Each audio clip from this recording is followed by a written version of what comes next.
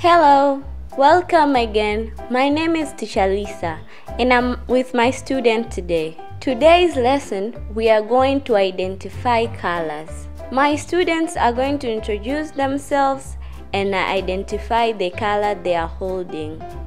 Hi, my name is Salome and I'm holding red color.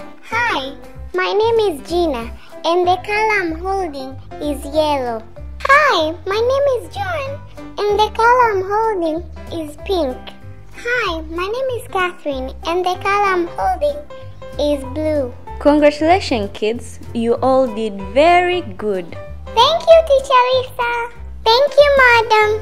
Who can identify this color I'm holding? Me. Yes, Catherine. The color you are holding is green. Good.